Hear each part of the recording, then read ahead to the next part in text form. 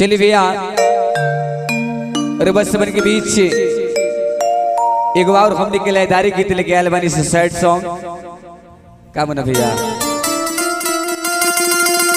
चलिए अरबा लोग से विनती करब कि मुन्ना भैया के चैनल के सब्सक्राइब करी सबे का मन भैया। और चलिए अरबा सबन के बीच एक हमने के सैड संगीत लेके आयल बानी सॉन्ग जैसे में हमारा वो सैड संगीत के दुलार प्यार से नहीं मिलल आशा न पूर्ण विश्वास बस कि अब में एहू सैड संगीत के दुलार प्यार से नहीं मिली का। अरे जियते मुआई देलो हर दगा दी के प्यार। थोड़ा सा म्यूजिक बजाइए मुन्ना भैया।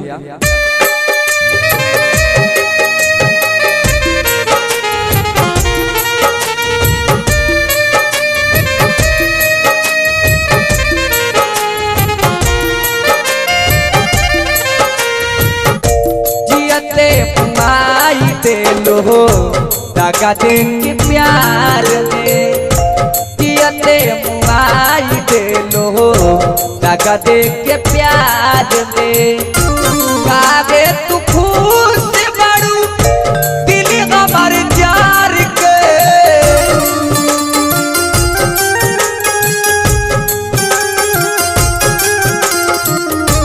कागे तू खुश बड़ू दिल हमार जार के जियते मुआई देलो दगा दे के प्यार में जियते मुआई देलो दगा दे के प्यार में।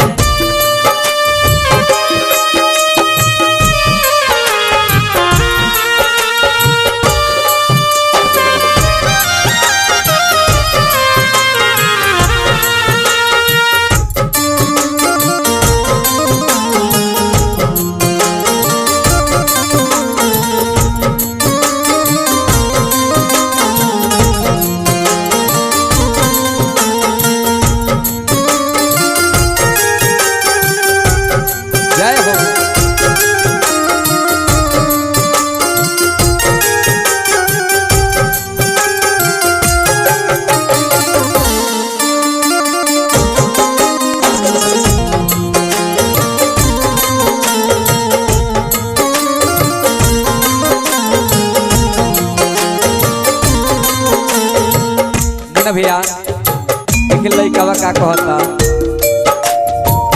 कोइले रहलू वादा हमसे सथ जिए मरे के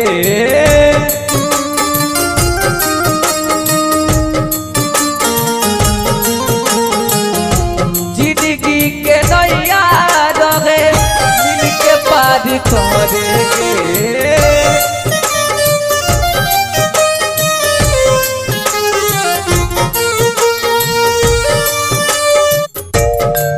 कोई पागल हो तोहरा हो प्यार में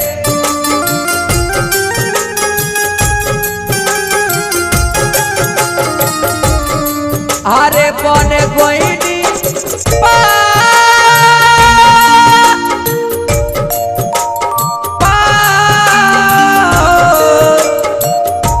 अरे पागल रे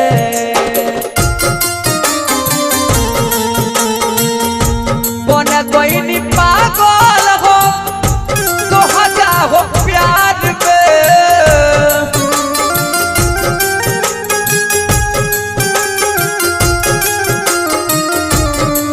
कोई पागल हो तो हजा हो प्यार मेरे प्यार में जियते मुआई देलो दगा दे के प्यार में जियते मुआई देलो दगा दे के प्यार में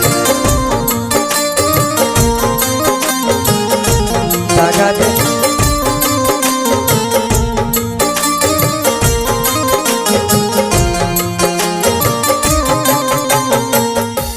और आशा कर रहा हूँ कि ये जो आप बेवफाई सॉन्ग सुन रहे थे आप लोग को अच्छा लगा होगा और आप सबको अगर इनको आप लोग सपोर्ट करना चाहते हैं तो इस वीडियो को शेयर कर दीजिएगा और हाँ लाइक कर दीजिएगा और मीठी मीठी कमेंट कर दीजिएगा और चैनल को सब्सक्राइब कर दीजिएगा और बेल आइकन जो है ना जरूर दबाइएगा। ठीक है, तो इस प्लीज भाई इनके लिए तो आप लाइक बनता है।